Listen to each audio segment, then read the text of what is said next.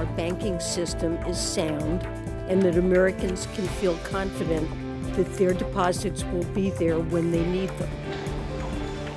Where Wagner has been present, bad things have inevitably followed. It has not proven to be an effective response to insecurity.